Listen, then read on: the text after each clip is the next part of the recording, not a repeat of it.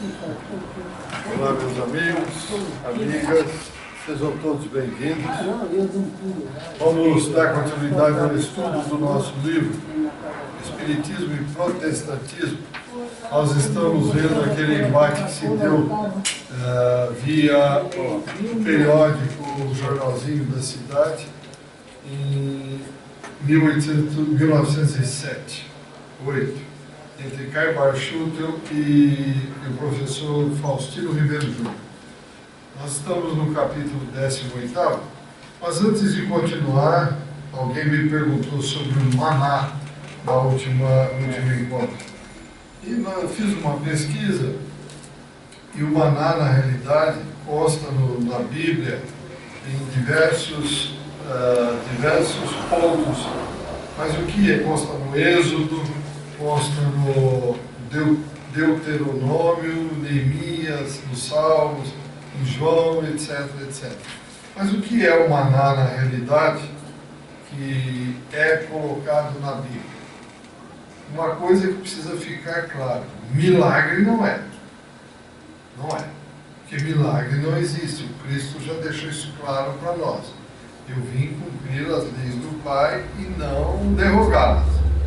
Então, tudo isso que aconteceu foram acontecimentos que na época o povo não sabia, mas o que era o maná? Era uma seiva do tamarisco. O tamarisco é uma erva que dá no deserto e que continua até hoje ainda existindo. A tradução correta aqui é o seguinte, falando o português bem claro, que não é um milagre. Então, ao examinar o suposto maná, em 1927, Friedrich Bobbheimer, na Universidade Hebraica de Jerusalém, descobriu que piolhos de plantas, cigarras e cochonilhas se alimentam das tamargueiras ou tamariscos, lá do deserto do Sinai, e excretam o excesso de seus carboidratos na forma de uma substância doce. Essa substância se evapora em partículas que se assemelham à geada, que mais ou menos equivale ao que eles viam. Acordavam de manhã, parecia uma geada no chão. Supõe-se então que esse era o maná que aconteceu na época, e então exclui na realidade o milagre. Mas por que aconteceu durante todo aquele período do deserto? Obviamente houve aí uma interferência do mundo espiritual.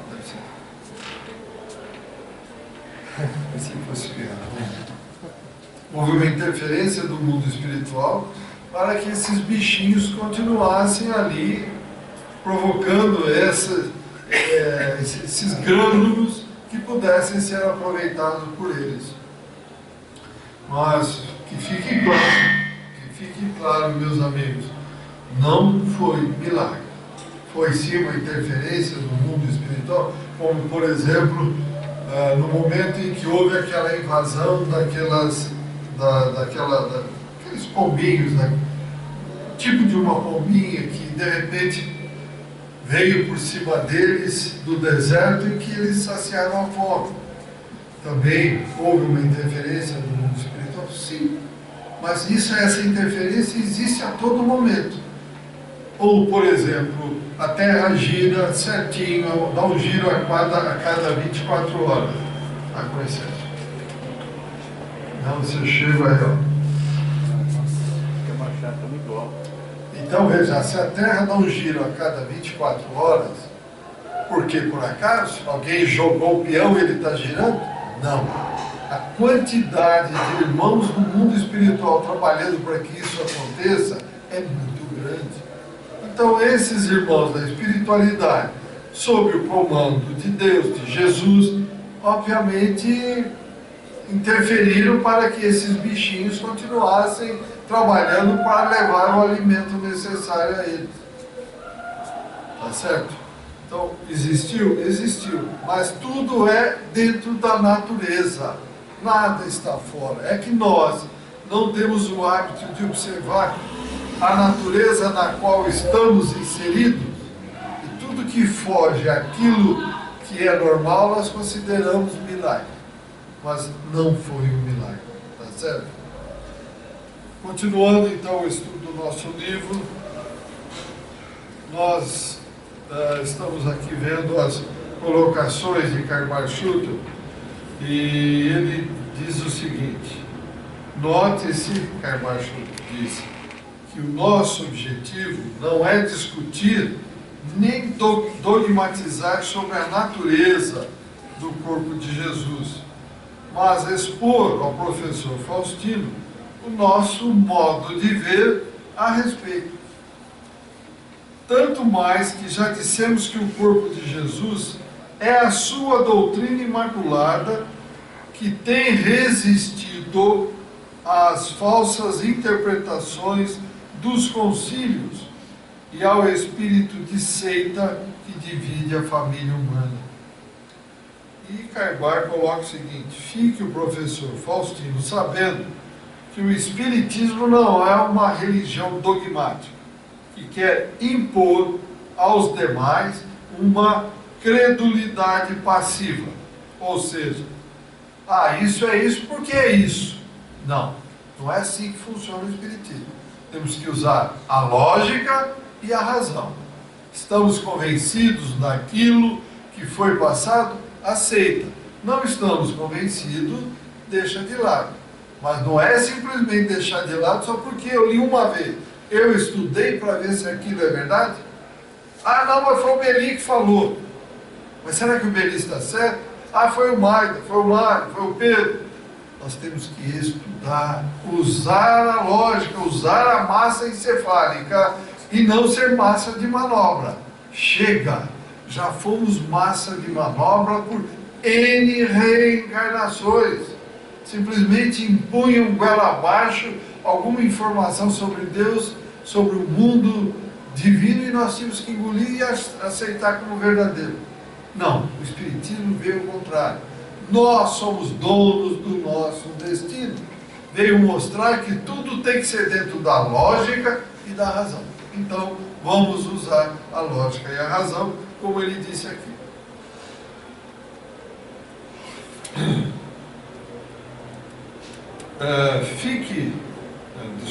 Muito ao contrário, ele convida o Espiritismo ao estudo, provoca o livre exame, estabelece a pesquisa como meio de se chegar à verdade. Não quer crentes como os tem no romanismo e o protestantismo, que são fiéis sectários do dogma. O padre, o pastor falou que é isso, nós vamos morrer defendendo isso. Quer dizer, se eu chegar aqui, é óbvio que jamais faríamos isso, mas um exemplo absurdo. Vou falar para vocês uma bobagem. O Espiritismo diz que nós devemos bater a cabeça na parede. Algum de vocês vai bater a cabeça na parede? Não vai, obviamente que não. Porque não tem nada a ver, é uma bobagem. Então nós temos que seguir nesta linha, analisar dentro da lógica e da razão. Que pensam com as cabeças dos padres e dos pastores. O Espiritismo quer homens livres. Repete a sentença de Jesus: se fordes verdadeiramente meus discípulos, buscareis a verdade, e a verdade vos libertará. Essa ignorância em que estamos enveredados, enrolados, desde há muitas encarnações. Queremos demonstrar esta afirmação? Basta ligeiramente examinar a fenomenologia espírita, cujos fatos vieram despertar homens de todas as escolas e especialmente materialistas na constatação da verdade.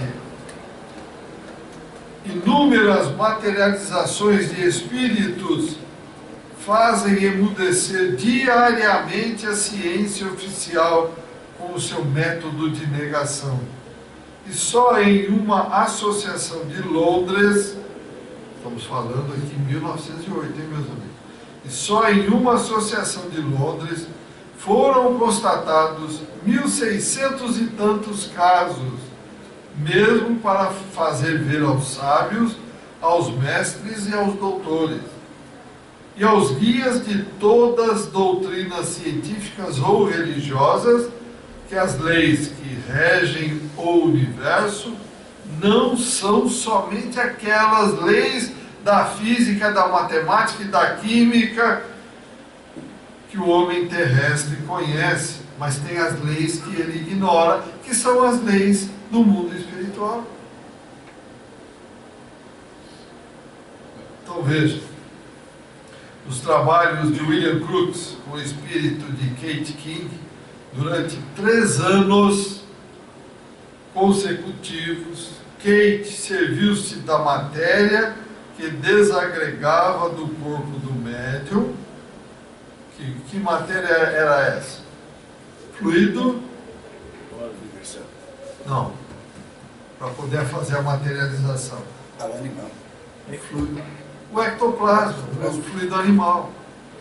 Então, repetindo, durante 3 anos consecutivos, Kate serviu-se da matéria que desagregava do corpo do médium e parte da matéria dos assistentes para demonstrar do mundo ou ao mundo que a alma não é uma secreção do cérebro ou o resultado das forças orgânicas, mas sim uma entidade que organiza o corpo físico e do corpo físico se utiliza para os fins que lhe são destinados. Nós somos isso que aparentamos ou somos o espírito encarnado? O que nós somos? Isto é o corpo, isto é o instrumento, isto é o aparelho que o espírito está utilizando para passar por experiências, para passar por provações, por dificuldades, por coisas boas aqui na matéria. Mas isso que nós vemos não é o espírito, é a matéria que foi agregada pelo pensamento do espírito. Lembremos, Deus, o espírito, o universo é constituído Deus, espírito e matéria. Deus criou o espírito para interagir na matéria, crescer, evoluir e voltar a ele. Para ficar vendo o anjo tocar harpas? Não, não é para trabalhar. Trabalho, trabalho, trabalho. Tem aqui algum comentário, alguma pergunta? Da Kate, que você falou, Kate King. King. Ela se materializou para o trabalho do William Crookes, esses 3 anos.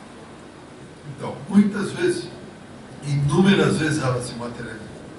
Mas ela ficou... Então, ficou ali conversando com ele, trabalhando, né? Direto com ele. Isso daí. Então, continuando. E também para demonstrar aos religiosos que a religião do Espírito começa demonstrando a todos a imortalidade, a sobrevivência humana, e que são os próprios espíritos. Quem são os espíritos? Aqueles, as almas, enquanto estamos no corpo físico, é uma alma. Saiu do corpo físico, se torna um espírito. Então são os próprios espíritos que saíram daqui e que produzem esses fenômenos de natureza espiritual. E não o demônio, pelo amor de Deus, não existe demônio. Que as igrejas batem, que é o demônio que está aí, vai de reto, Satanás. Desculpe, gente, eu fico chato, bravo com isso. É conversa fiada, é conversa para boi dormir. Demônios somos nós, como eu brinco sempre. Leva uma fechada na rua e vê como é a tua reação. Se você diz para o indivíduo, vai em paz, meu irmão, que Deus te acompanhe, você não é um demônio. Mas se você dá para ver como é que é, em que lado você está. Tá certo? Ou se alguém pisa no teu carro, se alguém te dá um prejuízo, se alguém te rouba alguma coisa. Só faz uma avaliação para ver se você é um anjo ou se é um demônio. Então, demônio não existe, é criação mental nossa. Já passamos por essas fases, mas de vez em quando a gente retorna. A gente sente saudade e retorna, não é verdade? Continuando. Pretenso Satanás, concebido pelas seitas derrotistas e derrotadas, diz Carvalho Schulte. Ainda mais que a verdadeira religião, cimentada com fatos, não é de Roma nem é de Lutero, mas é celestial, é divina, e se resume em amor. Amor a Deus e amor ao próximo. Que é o que o Cristo veio fazer. Demorou, como todo mundo sabe, quase 4.000 anos para ele descer da elevação que ele estava para entrar num corpo denso, grosseiro como esse. Veio aqui, passou por todas as dificuldades, ensinou, exemplificou. E o que fizemos com ele? Matamos, assassinamos. E ainda tem gente que acha que ele está aqui, vai voltar pela segunda vez. Imagine se ele voltar agora, o que nós vamos fazer? Vamos soltar uma bomba de hidrogênio em cima dele, vamos pulverizar com raio laser. O que nós vamos fazer? Será que precisa isso? Não precisa, gente. Tem gente que acha que ele vai ter a segunda vinda do Cristo. O Cristo está aqui no nosso meio. Precisa vir se materializar de novo. O pior cego, como ele ensinou, é aquele que não quer enxergar. Imagine se o Cristo voltar aqui de novo. Agora vai ser um assassinato de que jeito? Com bomba atômica, como eu brinquei, com raio laser, com o que, gente? Não tem sentido. Faz 2.000 anos que ele veio, ensinou, nós estamos aí achando que não, isso não é para nós, não é para mim. Bom é a matéria, mas ninguém leva nada quando morre. Fica tudo aqui. Eu sou o melhor do cemitério. Eu sou o mais rico do cemitério. Tudo é ilusão, tudo é momentâneo, ninguém leva nada. Ou fazemos coisas para valer, conforme encerrou o Caibara aqui, para mostrar o amor a Deus e o amor ao próximo, ou nós seremos mais um grande nome do cemitério.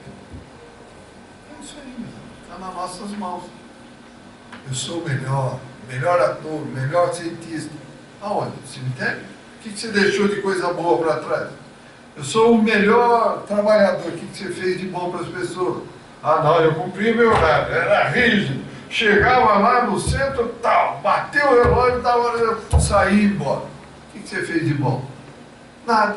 Continuou batendo ponto como batia nas outras encarnações. Arregaçou as mangas, trabalhou para valer? Não. Era um batedor de ponto, como sempre fomos em outras vidas orientadas por outras religiões. Está na hora de mudar, meus amigos.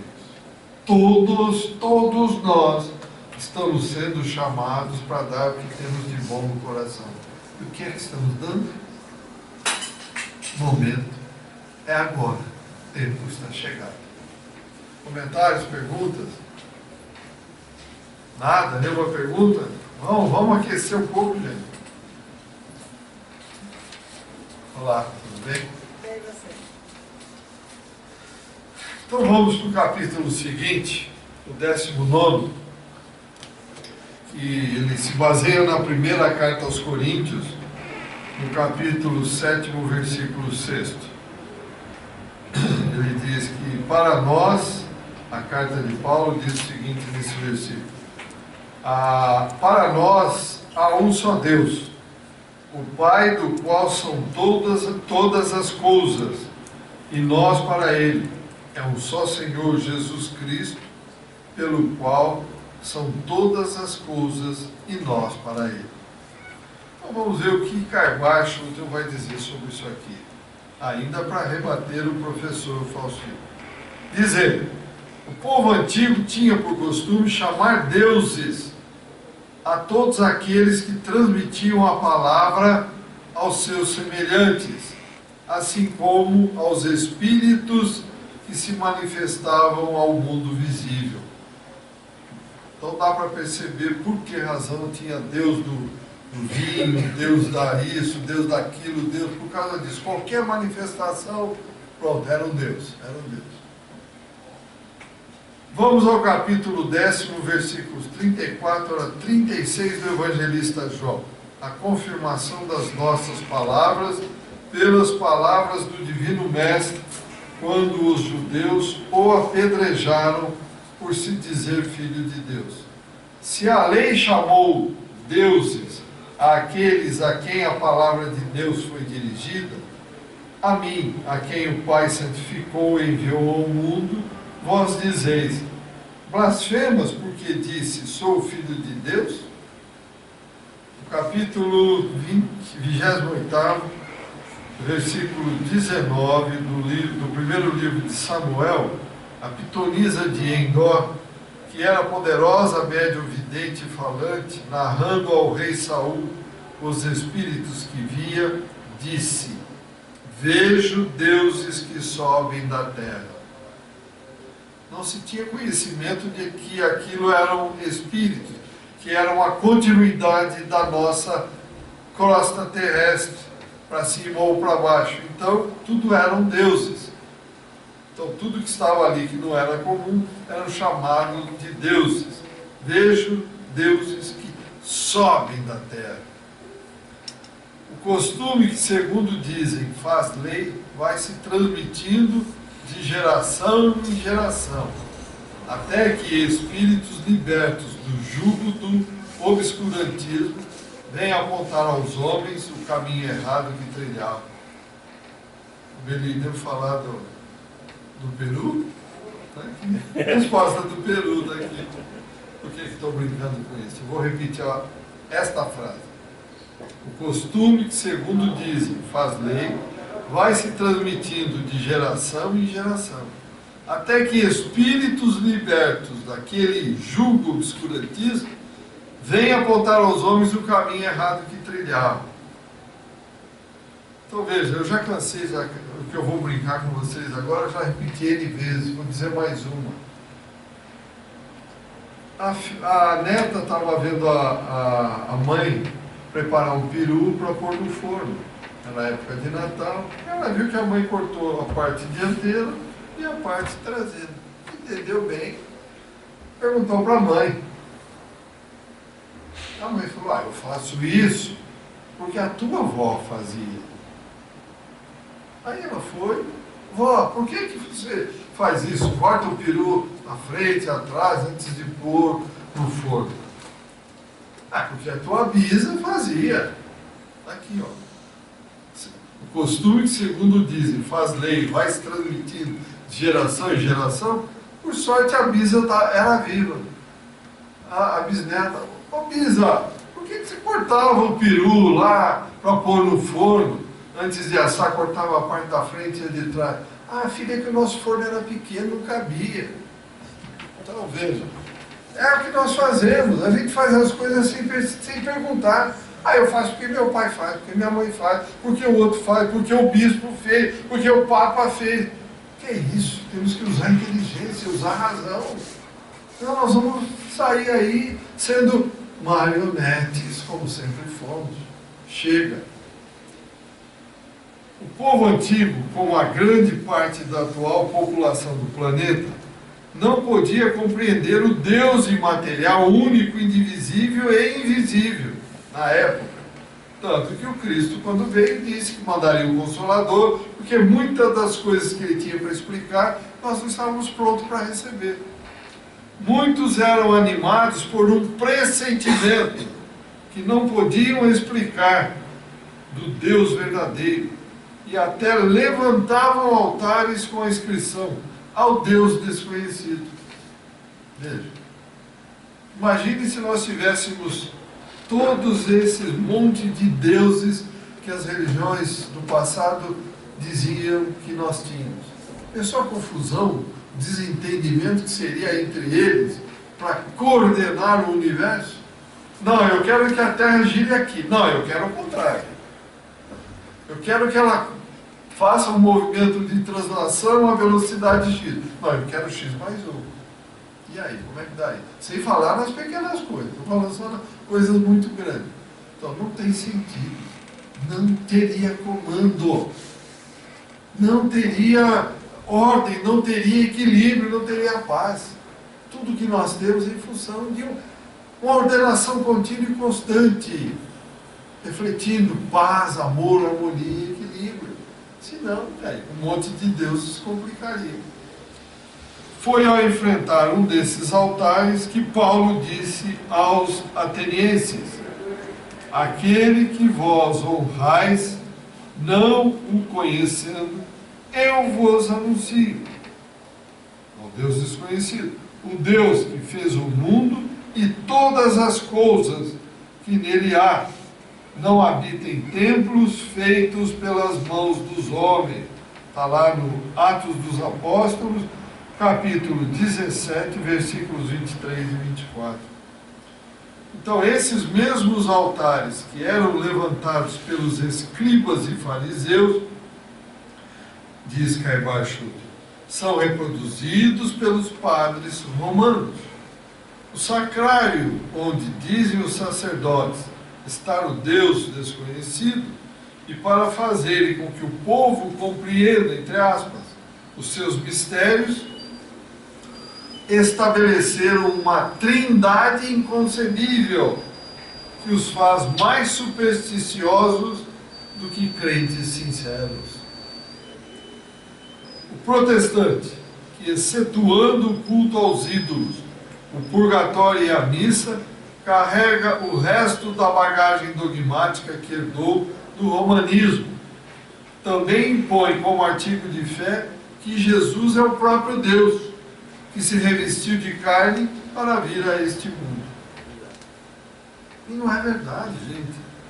Quando nós vemos a prece que nós aprendemos, a Ave Maria, cheia de graça, o Senhor é convosco, Mãe de Deus. Ué, peraí, espera um pouquinho. Maria era a Mãe de Deus? Então, acima dela, acima de Deus, tinha Maria e tinha mais alguém. Deus, entidade suprema, causa primária de tudo que existe no universo. Então, como é que tem alguém acima dele? Não é verdade? Então, os ministros protestantes tomam como cavalo de batalha para combater as ideias que afetam o seu sistema pré-concebido. O Evangelho de João, e com todas as forças dos seus pulmões, repetem as palavras do evangelista. Em princípio era o Verbo, como se essas palavras não fossem proferidas, com o fim de estabelecer uma dualidade distinta entre Deus e Jesus. Examinemos, porém, o que diz o discípulo amado, para vermos se tem fundamento a interpretação que dão ao Evangelho do sonhador de Pátimos, os católicos e protestantes. Capítulo 1. No princípio era o Verbo, e o Verbo estava com Deus, e o Verbo era Deus. 2. Ele estava no princípio com Deus, o Verbo. 3. Todas as coisas, está escrito aqui, não coisas, todas as coisas foram feitas por ele, e sem ele, nada do que foi feito se fez. Então, Deus, entidade suprema, causa primária de tudo que existe no universo. 4.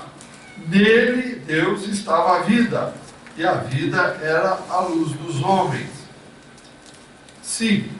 E a luz resplandece nas trevas, etc.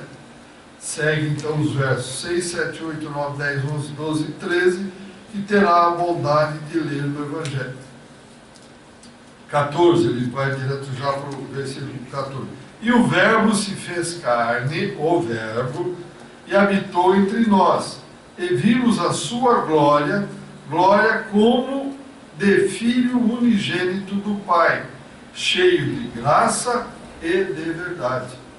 E aí Carvalho diz o seguinte: o Verbo é a palavra que estava com Deus e foi transmitida a Jesus.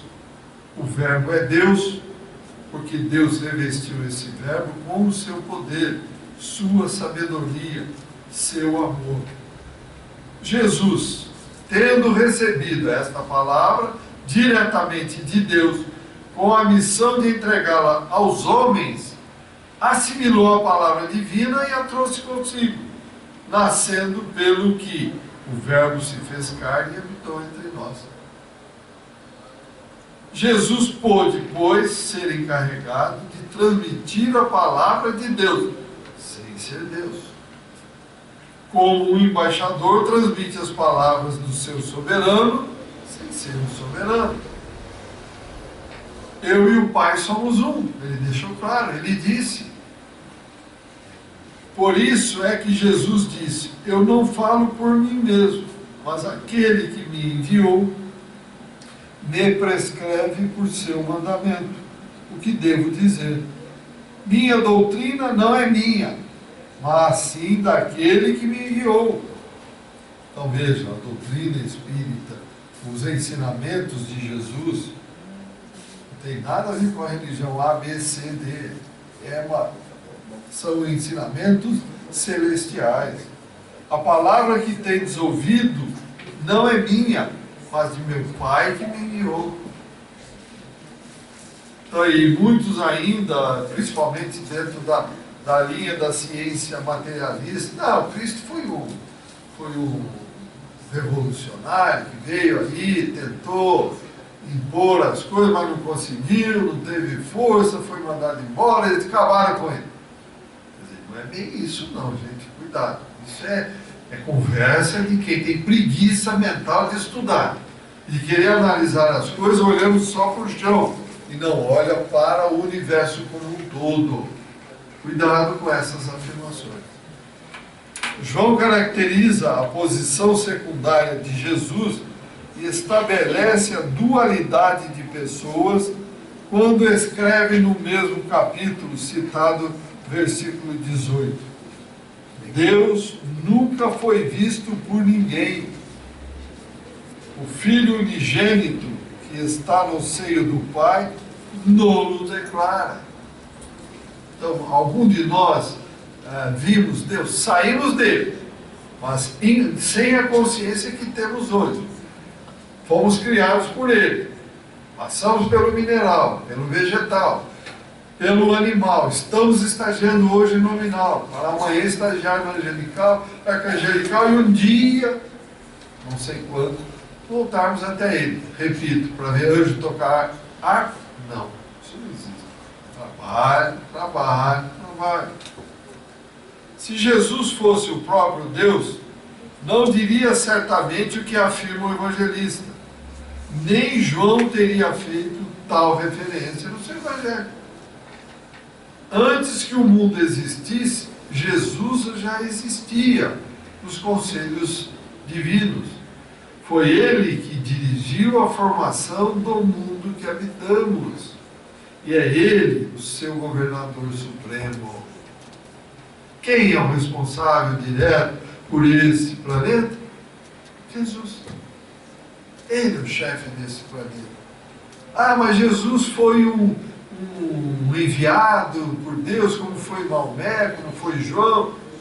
Não, esses profetas foram enviados por Jesus. Mas chegou um momento em que a humanidade não deu bola para nada do que veio, ele resolveu vir pessoalmente. E o que nós fizemos com ele? Assassinato puro.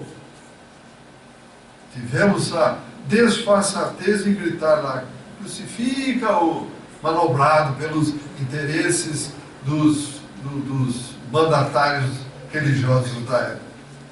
Ele ainda prometeu um consolador e mandou. E ainda antes de morrer, Pai, perdoai-os, eles não sabem o que fazem. E nós continuamos não sabendo o que fazer até hoje. Impressionante. Ou fazendo de conta, né? Que é mais difícil, fazendo de conta. Impressionante, meus amigos. Ao terminar, diz Carvalho Schutt, agradecemos mais uma vez ao professor Faustino o ensejo que nos proporcionou de apresentar à cristandade os ensinos de Jesus, explicado em espírito e verdade pelos seus verdadeiros prepósitos, cujas lições humildemente transmitimos aos nossos semelhantes. Carvalho Schutt. Então vejam, meus amigos, amigas, internautas, nós precisamos tomar um pouco mais de cuidado quando falamos de coisas que não vemos, coisas que não enxergamos, em especial as coisas divinas, que estão fora da nossa área de percepção aqui da matéria. Por quê? Porque todo dia à noite, ou em qualquer cochiladinha que nós damos, o espírito cai fora. Está louco para sair dessa prisão chamada corpo. Então, toda noite, nós fugimos desse corpo. Voltamos para a nossa verdadeira pátria, que é a pátria espiritual. Então, por que nós, enquanto estamos aqui acordados, vamos continuar negando? Eu sou contra porque sou contra. Usemos a massa encefálica, meus amigos. Ela não está aí não caiu de paraquedas. Ela vem sendo desenvolvida há muito tempo. Se não aproveitarmos o momento que estamos chamados, nós poderemos voltar para o mundo primitivo. Vamos regredir? Não. Continuaremos com os mesmos conhecimentos, mas vamos passar por experiências mais difíceis lá no mundo primitivo. Perguntas, respostas, perguntas, dúvidas, meus amigos. Estou aqui para colocar respostas aí se eu souber. Nada? Então, muito obrigado a todos, saúde e paz. E no próximo encontro nós vamos à conclusão de Caiguachuta sobre esses encontros, essas divergências que houveram em 1908. Até lá. Obrigado.